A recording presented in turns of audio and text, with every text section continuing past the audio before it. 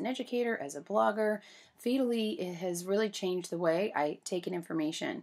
Feedly aggregates RSS feeds, and that sounds more complicated than it is. Basically, it brings websites, articles, anything that you want to read, share, look at, whatever, it brings it to you. Here's a screenshot of Feedly. You can get it on your computer, your iPad, your iPhone. Personally, my favorite way to look at it, or the way I'm typically on Feedly, is on my phone.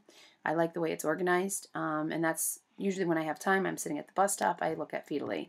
So if we go back up, I'm not logged in. You can just click Start Reading to get started, but I already have an account, so I'm going to go ahead and log in. I'll continue with my Google, and you can see that on the left-hand column I have categories already set up. So once you start to gain lots of different feeds, you'll want to put them into different sections. So I have a Disney, an education, brings all kinds of education articles to me, Game of Thrones, kids, and so on and so forth. Tech is like everything, blogging, digital content, online influence, marketing, all in one. So tech seems like a good category name to me. You can go to the home page and actually we'll click Add Content, and they'll give you example feeds. So I found some great stuff through here, ones that I wasn't necessarily, that weren't on my radar. Andrew Chen, I'm loving. I mean, Mashable, we all know and love, but you can see I've added that feed. There's others that if I clicked the plus button, it would go ahead and add that to my feed. Mashable has various feeds, for instance, and there's their social media. I just love it.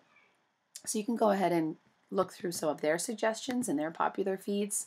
Let's see, we'll go down to inspiration. It looks like my inspiration board needs a little bit more, and we'll see if there's one that kind of stands out, and we'll add it.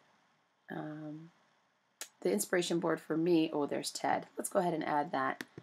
So when I click add, it will ask me what board I want to add to. This could probably go to multiple boards, but I'll keep it there for inspiration. Click add, and now that will show up in my feed. So when I go to the home, it will start with my first feed. There's all of my Disney stuff. So I have, you can see down here, this is from the Disney Parks blog. So that's the official Disney. I like to kind of keep up what's going on. As a DVC member, I'm subscribed to DVC News to let me know what's going on with Disney Vacation Club. So we'll scroll down. It'll go to my next feed, which is education. And, it does the same thing on the phone too. It'll go through in order of the categories that you have. It's always nice to see what George R. R. Martin is doing.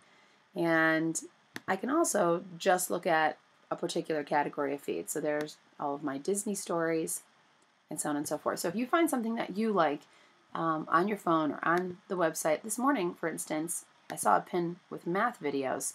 And I'm not usually a big math fan. I'm kind of an ELA girl, but my kids need to learn it. So when I found this, I came to the website and really enjoyed the site. It's called What Do We Do All Day? And I just, like I said, found it this morning. So you can subscribe to a website via email, but personally I have too many emails and I just can't go through them. I need to be able to look at sites when I have time, and that's what Feedly allows me to do. But let's say I wanted to add that. I would capture the website, and I actually have Feedly pinned to my Google Chrome bar there, but you could just go to it however it makes sense for you. In the upper right hand corner you can search or add your own feed. So I'm going to click the website, and then there's the feed. There's no plus because it's already added, but that's how I would add my own feed. Awesome site, Double Duty Divas blog. That's actually us. Articles on all kinds of things that have to do with blogging and online and digital influence. So if I wanted to grab this, I would just go ahead, take the website, click over here, or I can hit add content. I'll go ahead and post it in, and there's the Double Duty Divas feed, which is already added. So that's just a little bit about what Feedly does. In essence, it brings things to you so you can look at your leisure. Another thing that I love to do is, we'll go to the Disney Parks blog.